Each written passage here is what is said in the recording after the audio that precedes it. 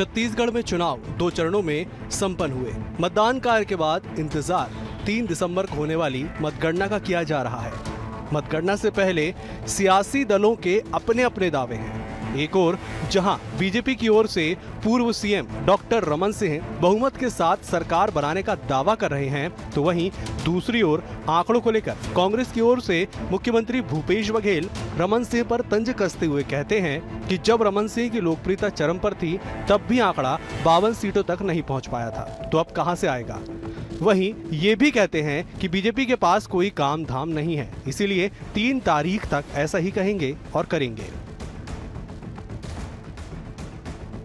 3 तारीख के लिए भारतीय जनता पार्टी और भारतीय जनता पार्टी के हजारों लाखों कार्यकर्ताओं की मेहनत है। केंद्रीय नेतृत्व ने भी पर्याप्त यहाँ पे समय दिया और जिस प्रकार अभियान चले हैं प्रथम और द्वितीय चरण में, आज मैं दावे के साथ कह सकता हूँ कि अब मुझे कोई शंका नहीं है कि भारतीय जनता पार्टी की स्पष्ट बहुमत के साथ छत्तीसगढ़ में सरकार बनने जा रही है। जब रमन सिंह की लोकप्रियता चरम पे था तब 55 सीट से 52 सीट से ऊपर नहीं गया। अब कहाँ से आ जाएगा। तो ये 3 तारीख तक के अपने कार्यकर्ताओं को ढाढ़स बनाने के लिए ये करें, ठीक भी कर रहे हैं। इसके अलावा उसके पास है क्या, जब रिजल्ट आएगा तो सबको पता चल जाएगा कि वो 15 सीट से आगे बढ़ रहे हैं कि नहीं बढ़ रहे हैं।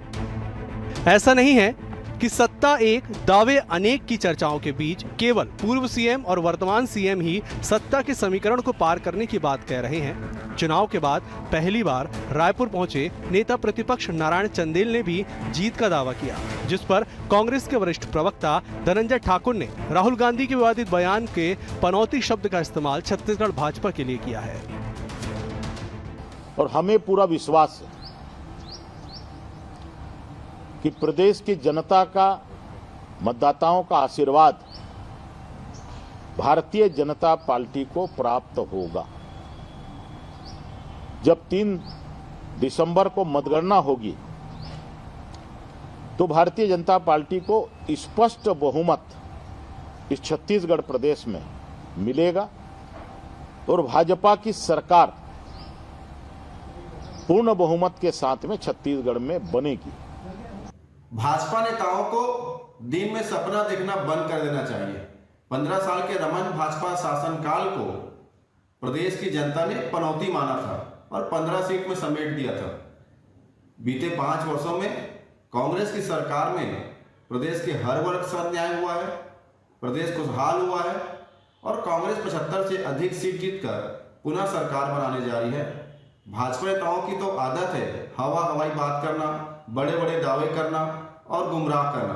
50 और 52 सीट का सपना देखना अच्छी बात है, पर धरातल में जनता साथ में है कि नहीं ये भी तो पता कर ले। छत्तीसगढ़ विधानसभा का यह 5वां चुनाव है, लेकिन बड़े बड़े राजनीतिक पंडितों का मानना है इस चुनाव जैसा माहौल पहले किसी भी चुनाव में नहीं था।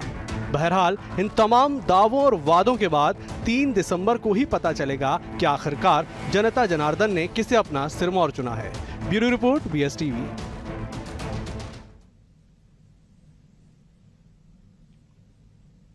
नमस्कार, जवाब तो देना होगा। मैं आप सभी का स्वागत है। मैं हूं डॉक्टर अवधेश मिश्रा। छत्तीसगढ़ की सियासत में 3 तारीख का इंतजार ऐसे बेसब्री से किया जा रहा है कि मानो उस दिन कुछ ऐसा चमत्कार होगा कि दोनों दलों के दावे पूरे हो जाएंगे। दरअसल हम बात कर रहे हैं बहुमत के जादुई 46 आंकड़ों के पार पहुंचने के दावे और वादों को लेके।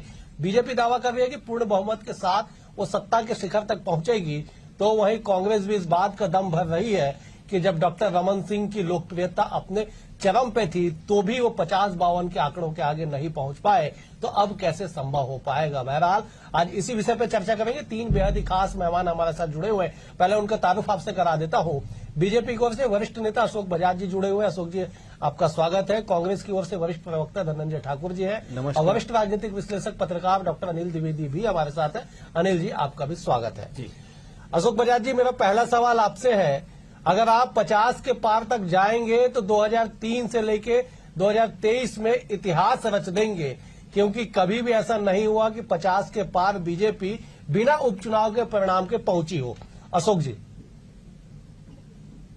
निश्चित रूप से जो प्रदेश में 5 साल के कुशासन के खिलाफ एक जन आक्रोश, मतदाताओं में आक्रोश देखने को मिला और भारतीय जनता पार्टी के प्रति लहर पैदा हुई और फिर से भारतीय जनता पार्टी की सरकार बनाने के संकल्प के साथ कार्यकर्ता जब आगे हुए और जब माननीय मोदी जी ने कहा कि मेरी गारंटी है, मोदी की गारंटी ने एक नई ऊर्जा कार्यकर्ताओं में, मतदाताओं में पैदा की।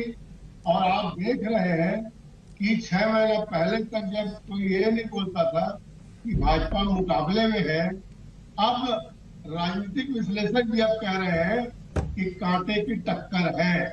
इसका मतलब है कि भारतीय जनता पार्टी की लोकप्रियता में काफी इजाफा हुआ और कांग्रेस के खिलाफ आक्रोश में इजाफा हुआ और आचार संहिता लगते ही लोगों ने अपना दिल की बात, मन की बात कहनी शुरू की और भारतीय जनता पार्टी के पक्ष में माहौल बना और मतदान तक आपने देखा होगा कि भारतीय जनता पार्टी के पक्ष में मतदान करने के लिए महिलाएं, ठीक है अशोक जी, दावे आदों के लेके हम आगे बढ़ेंगे। मैं एक बार धनंजय जी का रुख कर लेता हूँ। धनंजय जी, बीजेपी दावा कर रही है कि पूर्ण बहुमत की सरकार हम बना लेंगे 3 तारीख को।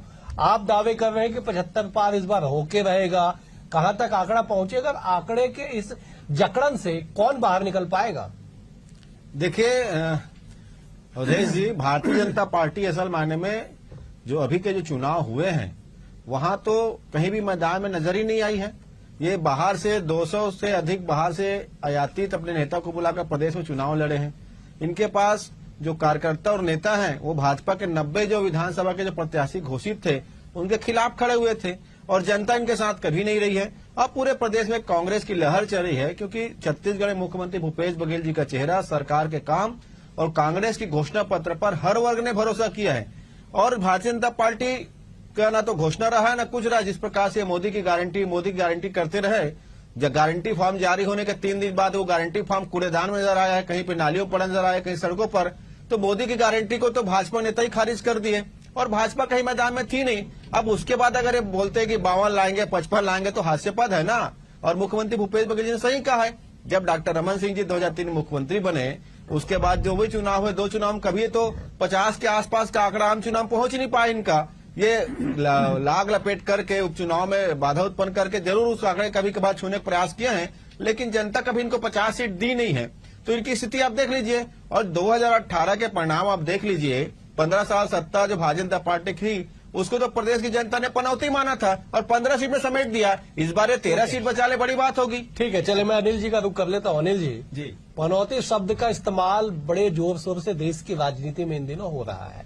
धनंजय जी भी बार बार इस बात को दोहराते हैं कि 2018 में भाजपा को प्रदेश की जनता ने पनौती माना, लेकिन 18 को छोड़ दीजिए साहब, 2023 में सियासी समीकरण आप क्या बताते हैं? और आंकड़ों का जो फेर चल रहा है, दावों का जो ढेर लगा हुआ है, वो कहां तक आपको सही दिखाई पड़ रहा है? देखिए अवधेश, पहली बात तो जो आपने पनौती को लेकर के कही, पूरे देश में एक नई तरह की ये बहस चल रही है, एक दूसरे पर आरोप प्रत्यारोप लग रहे हैं और मेरा ऐसा मानना है कि दोनों ही राजनीतिक दलों को इससे बचना चाहिए। और दोनों तरफ से इस तरह की चूकें होती हैं, इसके पहले भी हुई है और अभी भी हुई है और कभी कभी तो ये इतनी ज्यादा भयंकर पड़ जाती कि आप चुनाव हार जाते हैं और सत्ता पाने का सपना चकनाचूर हो जाता है। तो इसलिए क्योंकि नई पीढ़ी आपसे बहुत कुछ सीखती है, आप इस देश के लोकतंत्र को चलाने वाली सरकारें हैं, राजनीतिक दल, इसलिए कैसे कैसे शब्दों का इस्तेमाल कैसे कैसे पदों पर बैठे व्यक्तियों के लिए हो, इसके लिए दोनों राजनीतिक दलों को बचना चाहिए। मैं इससे ज्यादा कोई टिप्पणी इस पर नहीं कर सकता। लेकिन अनिल जी, अभी तो होड़ लगा हुआ है नीचे उतरने का। वही मैंने कहा ना कि कौन कितना स्तर तक नीचे जाएगा, इसको जनता को देखने दीजिए। वो चुनाव में सब साफ कर देती है, चाहे विधानसभा के हो चाहे लोकसभा चुनाव, वो दिखा देती है कि स्तर क्या होना चाहिए। सभी जितनी भी आपकी बुराइयां अच्छाइयां हैं सबका जनता हिसाब कर देती है। इसलिए जनता जनार्दन से डरिए। आपने ऐसी कई टिप्पणियां मैंने सुनी हैं जो बाद में नासुर बनी है राजनीतिक दलों के लिए, बाद में अफसोस जताना पड़ रहा है, बाद में माफी मांगना पड़ी है, बाद में ये कह के किनारा किया गया कि ये उनकी व्यक्तिगत टिप्पणियां हैं। तो ऐसी स्थिति नहीं आना चाहिए। जनता आपको, आप सबसे बड़े राजनीतिक दल के तौर पे हैं जी, आप कई देशों में राज कर चुके हैं, देश में राज कर चुके हैं, कई राज्यों में सरकारें चला चुके हैं। कैसे कैसे आप उदाहरण पेश कर रहे हैं आज की राजनीति में, बहुत इस तरह, और इसको ठीक ढंग से समझना होगा। दूसरा मैं ये कह रहा था कि देखिए, जनता ने 90 सीटों पर फैसला कर दिया है, 3 तारीख को उसका फैसला होगा। क्या छत्तीसगढ़ की जनता किसके हाथों में अपना भाग्य सौंपेगी 5 सालों के लिए, ये 3 दिसंबर को जारी होगा। लेकिन आरोप प्रत्यारोप का दौर है, अब 10-15 दिन का समय था, क्या किया जाए, तो ये सब तो चलेगा ही कि हमारी सरकार बन रही है, बिल्कुल बिल्कुल बिल्कुल, सब दावे प्रतिदावों का दौर तो जारी रहेगा, लेकिन 3 तारीख को सब साफ हो जाएगा। ठीक है अशोक जी, दावों का आधार कुछ होगा? अगर आप लोग कहते हैं कि हम 50 पार इस बार कर लेंगे, तो दावों का आधार क्या? प्रमुख 3-4 बिंदु आपको लगता है कि उस जादुई आंकड़े से भी आप 5-7 सीट ऊपर तक पहुंच पाएंगे अशोक जी? देखिए, पहली बात तो यह है कि प्रदेश में कानून व्यवस्था पूरी तरह चलता है। आए दिन जिस तरह से हत्याएं हो रही है, गैंग रेप हो रहे हैं, मारपीट हो रही है, गुंडागर्दी हो रही है, चाकूबाजी हो रही है, यहाँ तक कि भारतीय जनता पार्टी के प्रत्याशियों को भी टारगेट करके हमला किया गया, ये सब घटनाएं हुई है। ये तो बहुत बड़ा हाल है। इसके अलावा हमारी जो घोषणा पत्र है वो बहुत ही लोक लुभावन है। महिलाओं के उत्थान के लिए, उनको स्वावलंबी बनाने के लिए, किसानों के धान के खरीदी के लिए जो 3100 रुपया हमने घोषणा किया, और साथ ही 21 क्विंटल धान खरीदने की घोषणा की, इसका भी असर इस चुनाव में देखने को मिला है। बल्कि आप कांग्रेस वाले शायद इस हवा को समझ नहीं पा रहे हैं, लेकिन under current Bharatiya Janata party के पक्ष में था। रही बात पनौती की, तो पनौती ठीक है, अंडर करंट जो था वो भाजपा के पक्ष में था, आप दावा कर रहे हैं जी। ठीक है अशोक जी, आप कंप्लीट कर लीजिए, आप कुछ बोल रहे थे, पार्टी के पक्ष में था, क्योंकि महत्वपूर्ण शब्द है साहब, बिना टिप्पणी काम तो चलेगा नहीं जी। देखिए, चलिए अशोक जी, मैं लौटूंगा आपके, मैं लौटूंगा अशोक जी आपके पास। ठीक है, मैं धनंजय जी का रुख कर लेता हूं। धनंजय जी, आप कह रहे हैं कि 75 के पार जो आज तक छत्तीसगढ़ के राजनीतिक इतिहास में नहीं हुआ, वो इतिहास आपने 2018 में रच दिया। अब उस इतिहास को फिर से आगे बढ़ाने के लिए आप लोग दावा करते हैं, कुछ आधार होगा? निश्चित तौर पर पूरे के पूरे आधार हैं। जैसे आपने कहा ना कि आपने 2018 में उस इतिहास रचा है, वो इतिहास क्यों रचा गया? क्योंकि 15 साल की भाजपा की सरकार ने जो प्रदेश के किसानों के ऊपर अत्याचार किया, प्रदेश के नौजवानों के नौकरियों को बेचने का काम किया, यहाँ के शासकीय कर्मचारियों पर अत्याचार किया था, यहाँ के जो संस्कृति है, यहाँ की परंपरा है, यहाँ के 30 त्योहारों को कुचलने का काम किया था, उन सारे चीजों को सहेजने के लिए, उन सारे चीजों के लिए हमने घोषणा पत्र बनाया था। और 5 साल में उन्हीं सारे घोषणा पत्र पर हमारी सरकार ने काम किया है। हम तो इस प्रदेश में 36 बिंदुओं का घोषणा पत्र बनाए थे, एक आध दो को अगर छोड़ दिया जाए तो 100% वादे हमने पूरा किया। साथ में 51 योजना बनाकर इस प्रदेश को खुशहाल किया है। तो जो सरकार काम करती है, जो जनता के हित में बात करती है, उसको दावा करने का अधिकार है। और हमने देखा भी है 2018 में 68 को मिला था। धनंजय जी, अच्छी बात है, दावे राजनीतिक दल का अधिकार है, लेकिन 90 में से 75 पार। निश्चित तौर पर हम तो न 75 पार की बातें कर रहे हैं। जिस प्रकार से हमारे 5 साल के काम रहे, भूपेश बघेल जी सरकार का चेहरा, मुख्यमंत्री भूपेश बघेल जी का चेहरा, सरकार के काम, और अभी जो कांग्रेस का घोषणा पत्र है, जनता जिस पर से भरोसा की है और जिस प्रकार से मतदान के रुझान प्राप्त हो रहे हैं, ऐसा ना हो कि भारतीय जनता पार्टी 13 सीट भी बचाने लायक ना स्थिति में रहे छत्तीसगढ़ में। और मैंने पहले कहा ना, इनके पास ना तो चेहरा था, ना योजना थी। 200 लोग बाहर से बुला के किराए से लोग चुनाव लड़े थे। नरेंद्र मोदी जी की गारंटी की बात करते थे, गारंटी उसे कूड़ेदान में पड़ी हुई है। मैं तो इनसे पूछना चाहता हूँ, अगर नेता प्रतिपक्ष बनने का अवसर इनको मिलता है, क्योंकि ये तो सरकार में कहीं बचे नहीं है, और नेता प्रतिपक्ष बनना होगा, तो क्या ये मोदी जी को नेता प्रतिपक्ष बनाएंगे छत्तीसगढ़ में, जिनके चेहरे में चुनाव लड़े हुए हैं? मैं एक बार अशोक जी से जवाब ले लेता हूँ। अशोक जी, आंकड़े और जो आंकड़ों को लेकर दावे और वादे किए जा रहे थे, उससे एक कदम आगे कांग्रेस बढ़ गई है। अब वो नेता प्रतिपक्ष पे आ गई है कि क्या आप जिनकी गारंटी पे चुनाव जीतने का दावा करते हैं, क्या उन्हें नेता प्रतिपक्ष बनाएंगे? अशोक जी, बड़ा गंभीर मामला है ये। देखिए अवधेश जी, कांग्रेस ने तो अपना नेता ही डिक्लेयर नहीं कर पाया। पहले तो भारतीय जनता पार्टी को लोग आरोप लगाते थे, कोई नेता नहीं है, नेतृत्व तो नहीं है। लेकिन आखिरी में राहुल गांधी जी को घोषणा करनी पड़ी कि भूपेश बघेल हमारा चेहरा है, और जैसे ही उन्होंने चेहरा घोषित किया, एकदम कांग्रेस का ग्राफ तेजी से गिरा, और भारतीय जनता पार्टी को धनाधन लोगों ने बटन दबाया कमल छाप में, 3 का सिंह कमल छाप कर दिखेगा आपको। मैं गारंटी के साथ कहता हूँ 75 पार का सपना कभी मत देखें। कांग्रेस ने ऐसा कोई कृत्य नहीं किया है कि ये 75 क्या, ये 45 भी पार नहीं कर पाएंगे। ये बहुत पीछे है और जितनी गलतियां इन्होंने की है, जितनी चूक इन्होंने की है, पीएससी में जिस तरह से गड़बड़ी की या गोवा में जिस तरह से घोटाला किया, किसानों के खिलाफ में लाठीचार्ज किया, नौजवानों ठीक है अशोक जी वो सारे मुद्दे चुनाव में आ चुके हैं, जनता अपना मैंडेट दे चुकी है, केवल काउंटिंग बचा हुआ है।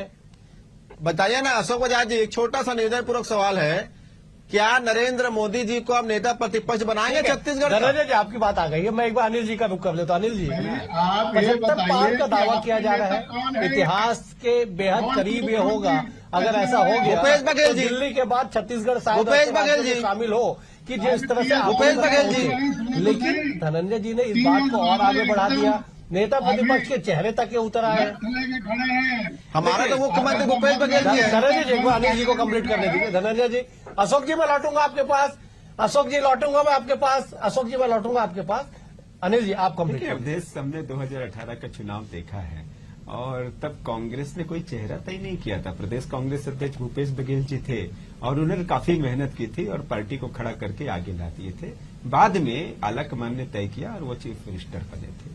अभी जहां तक धनंजय भाई ने सवाल उठाया है, ये बिल्कुल तर्क के आधार पर तो उनका सवाल है कि आप यदि बीजेपी ने मोदी की गारंटी दी थी तो और मोदी ही एकमात्र चेहरा दिख रहे थे पूरे चुनाव में, तो ये कटाक्ष धनंजय का गलत नहीं है। जनता भी ये कटाक्ष करती है बीजेपी के ऊपर कि क्या मोदी ही यहाँ के मुख्यमंत्री होंगे।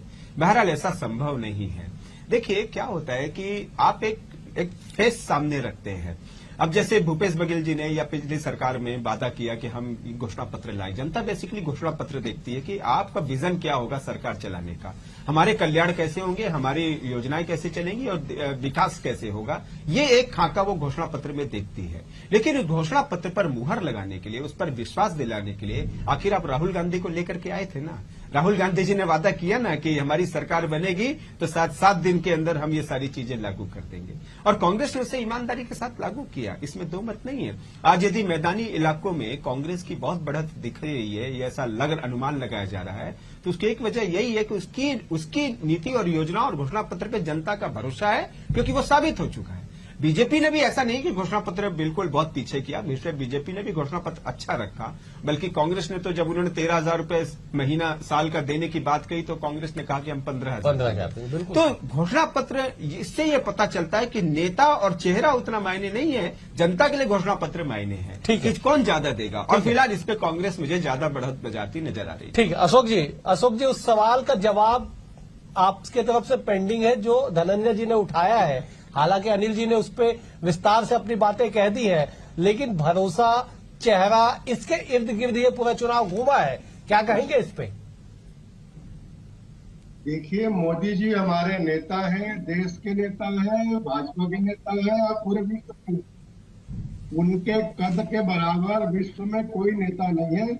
उनकी जो स्वीकारता है सर्वव्यापी है और इसीलिए उनके नाम का उपयोग किया गया। अब निधन से कांग्रेस के प्रवक्ता महोदय धनंजय जी बोल रहे हैं कि मतलब ये अच्छी बात नहीं है, इतने बड़े प्रधानमंत्री, इतने बड़े लोकप्रिय नेता के लिए आप इस प्रकार के शब्दों का इस्तेमाल कर रहे हैं।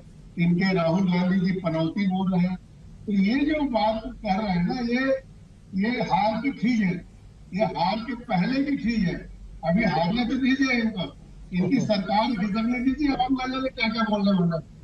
लेकिन हम ये कह सकते हैं कि 2/3 बहुमत के साथ भारतीय जनता पार्टी की सरकार बन रही है। कांग्रेस से जनता का भरोसा खत्म और फिर से भारतीय जनता पार्टी पर भरोसा कायम हुआ। मोदी की गारंटी पर भरोसा है, भाजपा की गारंटी पर लोगों ने भरोसा किया और कुशासन से मुक्ति के मार्ग के रूप में भारतीय जनता पार्टी की नीतियों को चुना है। कमल छाप में लोगों ने बटन दबाया है। ठीक है, भारतीय जनता पार्टी की सरकार बनेगी। ठीक अशोक जी, मैं एक बार धनंजय जी का रुख कर लेता हूं। धनंजय जी, कांग्रेस सरकार की मुक्ति को लिए लोगों ने वोट किया है, अशोक जी कह रहे गंभीर बात। देखिए, कांग्रेस सरकार के साथ मिलकर काम करने के लिए जनता ने मतदान किया है, किसानों ने, युवाओं ने और माता बहनों ने। और जब ये मोदी की गारंटी की बात की है ना अवधेश जी, तो प्रदेश का हर व्यक्ति हंसने लग गया।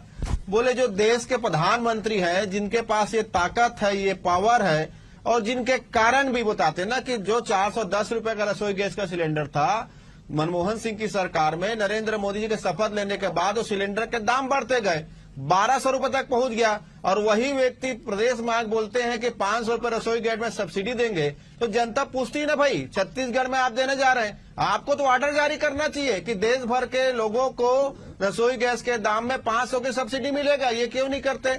यहाँ पे आके जितनी बड़ी बड़ी बात आदरणीय मोदी जी ने किया है कि किसानों को धान की 3100 रुपए मोदी की गारंटी, तो किसान पूछता है 2022 में तो आमदनी बढ़ाने का वादा आपका था, स्वामीनाथन कमेटी की सिफारिश लागत में देने का वादा आप था, 9 साल में आपने दिया नहीं समस्याओं के अलावा, और यहाँ के आप गारंटी बोलते तो लोग हंसने लग गए थे कि मोदी गारंटी पर। और भाजपा से पूछा गया, मैं अभी जो सवाल आपसे पूछा ना इनसे कि क्या नेता प्रतिपक्ष बनेंगे, क्योंकि वो मोदी की गारंटी की बात कर रहे थे, भाजपा का घोषणा पत्र गायब था, तो किस पे भरोसा करे जनता? 200 लोग बाहर से आती थी इनके। ठीक है, मैं अनिल जी का रुख कर लेता हूं। अनिल जी, दावे, वादे, चेहरे, भरोसा, जनता जनार्दन, मतदान सब हो चुका है, मतगणना की बारी है। क्या जो आंकड़ों को लेकर दावा किया जा रहा है, मैं फिर से वही सवाल दोहराता हूं, क्या उस आंकड़े के आसपास कोई भी दल पहुंचने की स्थिति में आपको नजर आ रहा है? 55 और 75?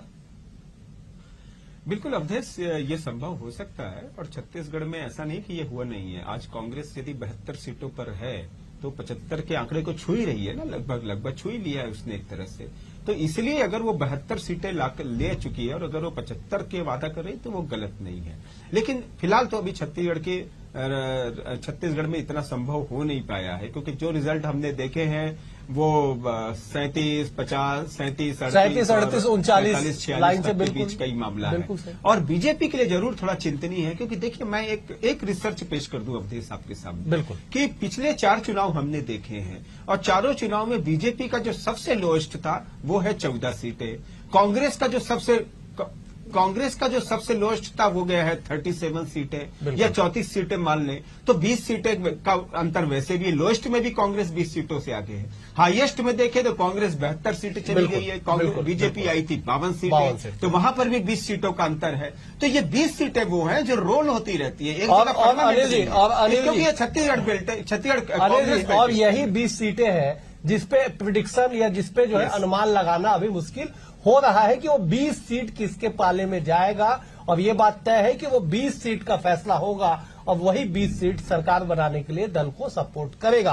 बहरहाल आज इस चर्चा में इतना ही। आप तीनों मेहमानों का बेहद शुक्रिया। अनिल जी आपका शुक्रिया, धनंजय जी आपका शुक्रिया, अशोक जी आपका भी शुक्रिया। तो कुल मिला के ये कि 3 तारीख तक का जो इंतजार है, बेहद ही धड़कने जो है वो राजनीतिक दलों के तेज होते जा रहे हैं और दावों वादों का जो पहाड़ है वो लगातार खड़े होता जा रहा है। बहरहाल देखना होगा कि किसके दावों में दम होता है। इस बात पे जनता जनार्दन का फैसला 3 दिसंबर को क्या कुछ सुनाई देता है। फिलहाल इतना ही, कल तक के लिए दीजिए इजाजत, नमस्कार।